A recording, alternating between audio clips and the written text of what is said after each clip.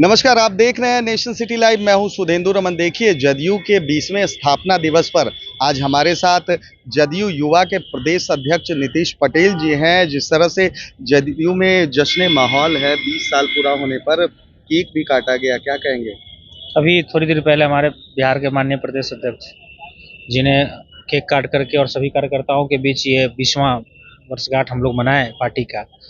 और माननीय मुख्यमंत्री जी ने जब इस पार्टी के निर्माण की बात सोची थी और इस पार्टी का जब निर्माण हुआ तो उसके तहत उन्होंने जो सोचा, सामाजिक न्याय के साथ विकास, समाजवादी विचारधारा वाली विचारधारा से इस पार्टी का निर्माण हुआ। और वो आज बिहार में दिख रहा है।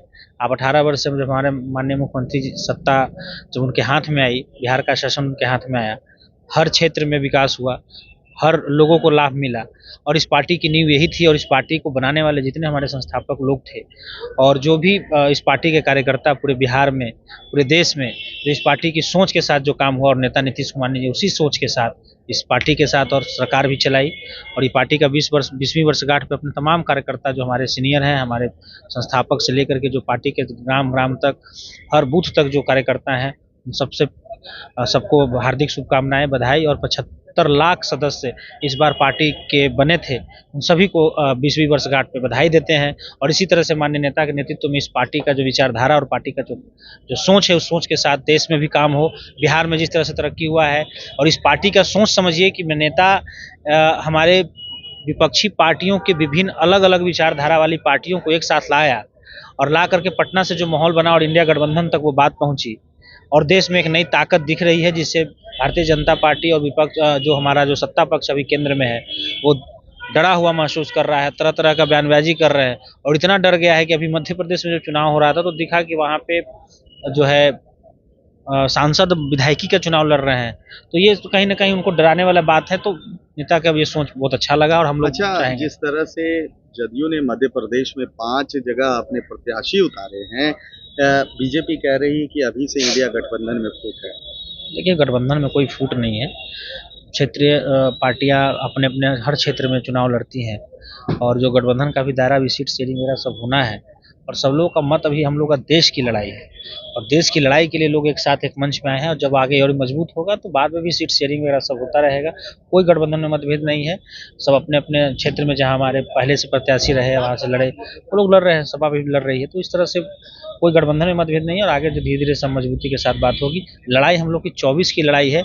मेन लड़ाई उससे लड़ना है क्योंकि उससे देश को खतरा है, संविधान को खतरा है, लोकतंत्र को खतरा है। तो ये हमारी सोच है और नेता की यही सोच से गठबंधन बना था और इसी सोच पे शुरुआत किए थे कि 24 की लड़ाई में किस तरह से समाजवादी लोग और गैर समाजवादी और जितने लोग जो देश को हित चाहते हैं, देश में लोकतंत्र व्यवस्था बहाल रहे, देश में न्यायिक व्यवस्था अच्छे से चले, इस सब के लिए जो विकास के रास्ते पे चले, इसके लिए गठबंधन बना था। लगातार फूलपुर की जनता की मांग रही है, जनता यहाँ आए भी हैं, बहुत सारे लोग यहाँ आए और लगातार मांग कर रहे हैं कि नीतीश कुमार फूलपुर से चुनाव लड़े। देखिए, फूलपुर ही नहीं, यूपी के कई एक सीट हैं जहाँ से लोग लगातार पार्टी ऑफिस आते हैं। उनसे आगे वहाँ के जो प्रभारी मंत्री हमारे हैं, श्रवण जी हैं, और भी जो हमारे पार्टी के जो वहाँ पे संगठन के लोग हैं, वो लगातार यहाँ तो पटना के पार्टी कार्यालय के बाहर उन्होंने बैनर तक लगाए यूपी के लोगों ने कि हम चाहते हैं कि आप हमारे यहाँ आए।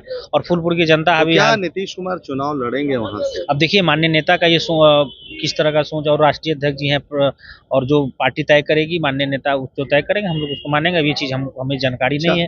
और कार्यकर्ता तो चाहते हैं कि हमारे यहाँ से लड़े। हमारे बिहार में भी बहुत सारे ऐसे क्षेत्र है जहाँ से लोग कहते हैं कि नीतीश कुमार जी हमारे यहाँ से लड़े।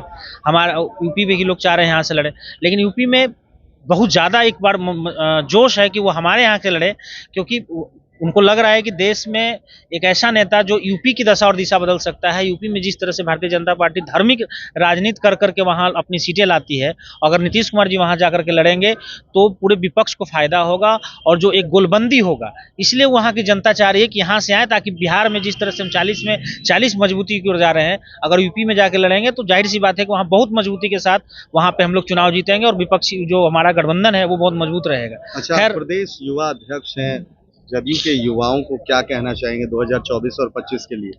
हम युवाओं से कहना चाहेंगे कि भारतीय जनता पार्टी अभी कलश यात्रा निकाली है, उनसे सवाल पूछे जब वो जा रहे हैं अपने जहां जहां जा रहे हैं कि हमारा रोजगार का बात कब होगा।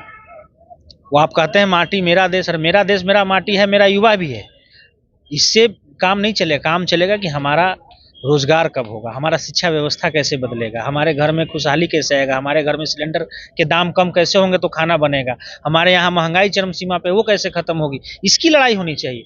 ये लोग जो राष्ट्रवादी मुद्दे होते हैं उसको इतना बढ़ा चढ़ा के अति राष्ट्रवादी करके लोगों के मन में मुख्य मुद्दे से हटा करके उनकी जो रोजी रोटी, उनके जो आम जो चीजें हैं उससे हटा करके वो चुनावी मोड में जाना चाहते हैं। पिछली बार भी आप देखिए पुलवामा कराया, ये तो आप कहेंगे कराया है, क्योंकि जो स्थितियां हैं जो उनके वहीं सत्यपाल मलिक जी ने, पूर्व गवर्नर ने बताया कि वो कराई गई जिसकी घटना थी, कुछ पर ध्यान नहीं दिया गया, तो जब पुलवामा करा के चुनाव जीत गए। अब इस बार आप धार्मिक उन्माद फैलाने की कोशिश कर रहे हैं।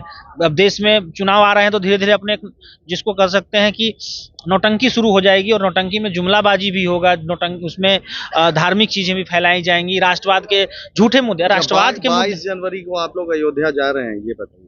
अयोध्या श्री राम की जन्मभूमि है, और अयोध्या में ये निर्माण बना है सुप्रीम कोर्ट के मध्यस्थता के बाद और सुप्रीम कोर्ट के निर्णय के बाद।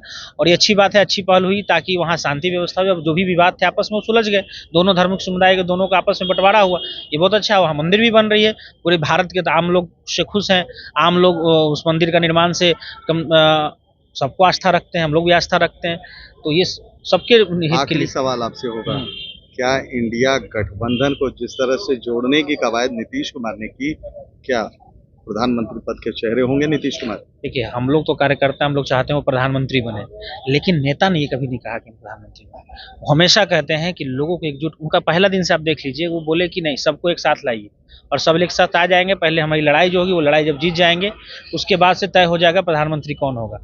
अभी लड़ाई बचाने की है, और इसमें नेता हर तरह से फिट है। हम लोग चाहते हैं, हर एक वर्कर से आप पूछिएगा अंदर की आवाज़, तो वो चाहते हैं कि हमारे नेता प्रधानमंत्री बने, लेकिन नेता का सोच है कि नहीं, लोग एक साथ हों, एक मजबूत स्तंभ बने, चुनाव लड़ें। और चुनाव में भारतीय जनता पार्टी को हो रहा है जो संविधान बचे, उसके बाद जैसे आप मीडिया बंधु हैं, जितने भी लोग, सब पे अंकुश लग रहा है। तो ये है लड़ाई हमारी पहले की, हमारा देश बचे, रोजगार की बात हो, विकास की बात हो, और नई सरकार बने जो हम लोगों के लिए सोचे, और वो हमारे इंडिया गठबंधन की सरकार ही करेगी, नीतीश कुमार के विजन के साथ ही करेगी। ये थे प्रदेश जदयू युवा के प्रदेश अध्यक्ष, जिन्होंने साफ तौर पर कह दिया है कि यहाँ पर महंगाई की बात नहीं हो रही है, यहाँ पर बेरोजगारी की बात नहीं हो रही है। इन्होंने साफ तौर पर कहा है कि 2024 में जिस तरह से जदयू ने कमर कस ली है कि 2024 जो इंडिया गठबंधन के अंदर जाकर और चुनाव लड़ेंगे, कहीं ना कहीं ये विपक्षी के लिए बहुत बड़ा सिरदर्द होगा। जिस तरह से नीतीश कुमार एक कह सकते हैं ग्लोबल लीडर के तौर पर उभरे हैं, कहीं ना कहीं एनडीए के लिए ये सिरदर्दी जरूर साबित होगी। फिलहाल तमाम हमारी ऐसी खबरों को देखने के लिए आप देखते रहिए नेशन सिटी लाइव।